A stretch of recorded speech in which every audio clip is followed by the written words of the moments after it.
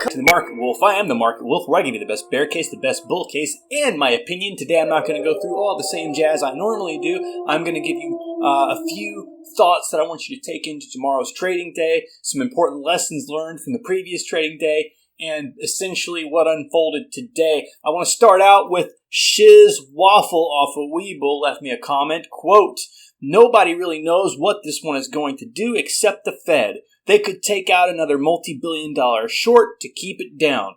And that was in context of me reminding everybody on Weeble, just like on my video yesterday, that if this W reversal, and this is a big W reversal, you can't see it so well in the 30-minute, it's huge, right? But if we broke that 409.13 level, if we had a solid breakthrough there, that the pattern was invalidated and we were going down. Did we go down? Yes. Did we back test? Yes, we did. Are we on our way down again? Yes, we are, seemingly. Okay, so we have had and let me get this out there. Number one, Shiz Waffle, awesome to be thinking about the plunge protection team. Absolutely. Now, we still need technical analysis. Do not doubt the power of the TA. We still need it to help us with our decision-making process so we can watch as things are changing and unfolding. Okay, but I will link to the plunge protection team video I did after this video, so check that out. It'll be the video pop-up box. I'll put it in there. Okay, so if you're not familiar with the plunge protection team, check it out. You need to know what that is.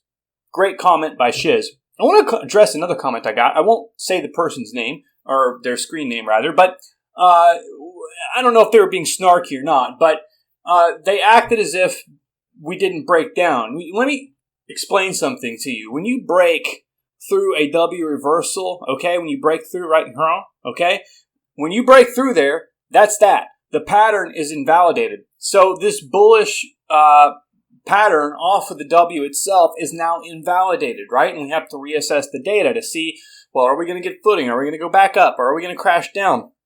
Okay, and so that's what we're doing here. Now, I want to also talk about yesterday. We were looking at some of these candles, and I want to talk about my case in the purple, right? I assumed we were going to flag out a bit more before we fell through, and yes, I did move this back because for some reason I had this drawn like way out here, and that was not the point, okay?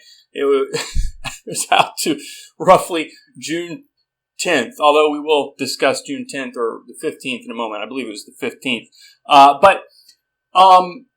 Yeah, so flagged out. I thought it was going to do that first, and then it was going to come down. We decided to drop down first and then flag out, but either way, we've been heading down, and I've been calling, even up on this bull move here, I've been saying I really think we have to revisit 402.02 between there and 398.19. As a matter of fact, I am now firmly of the belief that we have to double bottom on 398.19 in order to really make a longer bullish move up. If this possible bull case long term that I have highlighted here, where we could potentially be going all the way up to roughly, let's call it about 427.21, somewhere in there. If we were really to be able to touch that or get somewhere between there and 423.16, then we have to really double bottom and show that we want to go there. So I really believe we have to revisit that area,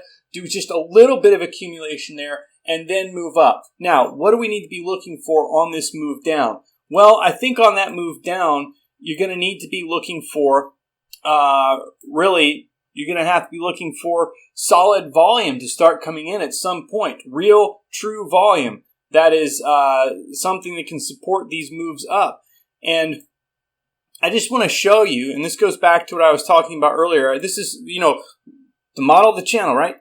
Learn so we may teach, teach so we may learn. I'm right about 95% of the time. The market has been hitting me with these 50-50s lately, and I'm going to be honest with you. I have not known precisely which direction is going to go, and that's highly unusual for me. And it's been happening quite a bit on these moves here because we've been in a place where it's like, well, are we going to get volume or not? And when we get these big spikes and we really move up, and that's been off of terrible volume, right? It was just terrible incoming volume all day, then suddenly, boom, Same here. Boom, right? Okay, but now as you get here, things are starting to look weaker. Now, so we had weak volume these 2 days, and that's why I'm thinking generally, well, we might flag out and move down. Now, I assumed we would flag out first because if you remember from last episode, and if you haven't, please check that out. You go to the 2 hour, you visit some of those other time frames, even on the 30-minute, you'll see that we had a couple of bullish engulfing candles on this pattern here as we were, and this is interesting because it's kind of like definitely like a bull flag or a bull pennant, but then there's a combination thing kind of going on there. When you look at it at 30 minutes, like, oh, okay, well, that's kind of an ascending wedge too. So you can see how we would kind of break down. So that's interesting. But, I really thought those 2 bullish candles meant we were at least going to flag, even though we had this pitiful volume. But no, we just dropped down right away, and then we started to flag. So mental note to everybody in the audience. Learn so we may teach, teach so we may learn. We want to see if that's something that plays out over and over again. We want to look and learn together. We want to look for those bullish engulfing candles. And when we have poor volume, which one wins most of the time, right? So that's something to keep observing and keep thinking about. Your bull case, essentially, there's not really much I would change. I mean, obviously, for the bull case, we have to get good volume coming in, and then things will start to change. On the 30-minute, we've started a bearish divergence on the EMA lines. Volume is terrible. We've had exiting volume. The last thing I want to show you is just taking you down to the 5-minute here. Okay? And again, I took you there yesterday, and I showed you.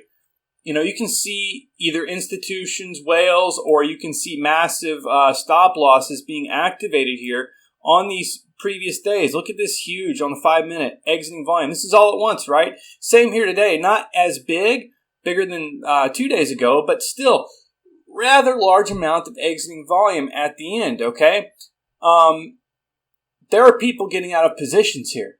And that's because the incoming volume is scant to sad, right? So we have to be paying attention. I think that most everybody knows at this point, since this W reversal failed, I don't think you're going to see a lot of people very eager to hop in. I think they're going to see where this goes. I think that what the market is going to be looking for is getting here into this area, like I've been pointing out since way back over here. Like, I told you we're going to roll over. We got to back test this area. We're on our way there now, finally.